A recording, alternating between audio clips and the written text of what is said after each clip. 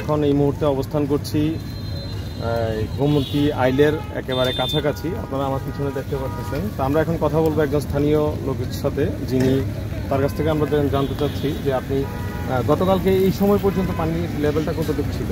আর বহুত নিচে আছে, অনেক নিচে, অনেক নিচে। তাহলে কি পানির লেভেলটা কি আস্তে আস্তে উপরে উঠতেছে? এখন পর্যন্ত কি কোনো যানবাহনের কোনো ক্ষয়ক্ষতি হয়েছে? এদিকে কোনো ক্ষয়ক্ষতি হয়েছে না, মানে পানি একটু এলাকার ভিতরে পানি। আচ্ছা, এইটা নিয়ে কি আপনার মানে প্রশাসন কি সজাগ আছে কিনা, বা আপনার দেখাতে এখানে প্রশাসনের লোকজন কি এসেছে কিনা? চলাফেরা করে, মানে তো আমার কোনো ইয়ে হয়েছে। আচ্ছা, এমনি আপনি নিউজ পাচ্ছেন যে ওনারা তৎপর আছে বা এলাকাবাসী এটা নিয়ে তৎপর আছে।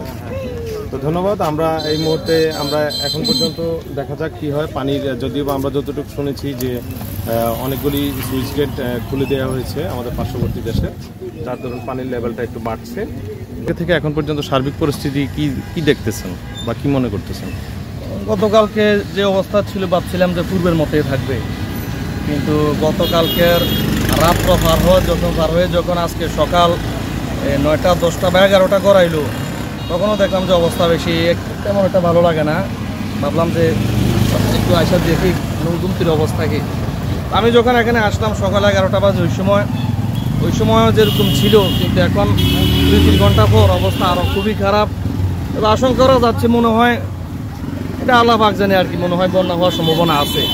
যে অবস্থা দেখা যাচ্ছে আমাদের এই গোমতী নদীর চতুর্দিকে, আগে ভিতরে যেরকম বাড়িঘর দুয়ার ছিল তারা আগে থাকতে পারতো, কিন্তু আজকের যে অবস্থা, আজকের এখন যে পরিস্থিতি, ভবিষ্যতের অবস্থা আগামী 2-4 ঘন্টা বা আজকে রাত্রের পরে কি হয় এটা এখন আসলে বলা যাবে না, কারণ এটা কখন কি হয়ে যায় বলা যায় না।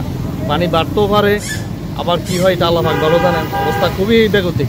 এমনি নদীর পাড়ে যাদের বাড়ি ছিল তাদের বাড়ির মালামালগুলি বা কোনো ধরনের স্বেচ্ছাসেবকের সহযোগিতা আমরা এমনি খবরে শুনছি বা মাইকিং করে দিছে যে যেখান থেকে আসে সবার নিজ অবস্থান থেকে যাতে সতর্ক থাকে, যার যান এবং মালের নিরাপত্তা নিজেই যাতে সেভ করেন, কারণ এখানে তো একার বিষয় না, এখানে সবার কোনো ক্ষতি হইলে সবাইকেই ভাবে, জিনিসটা তো সবাইকেই ভাবে, একজনকে না। এই জন্য সবাই নিজ নিজ অবস্থান থেকে সতর্ক থাকতে হবে, এটাই আর কি।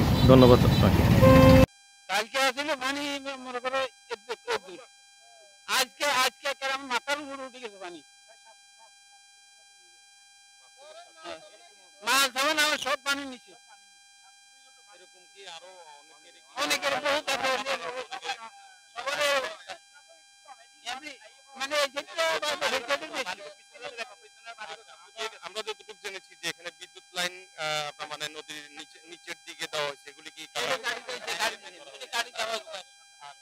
এছাড়া যারা ভুক্তভোগী আছেন, যারা নিজের নদীর ঢালে ঘরবাড়ি করেছেন, ওনাদের সয় সম্পদ বা আসবাবপত্রগুলি কি বের করতে পেরেছেন? কিচ্ছু না, সব পানি নিচে।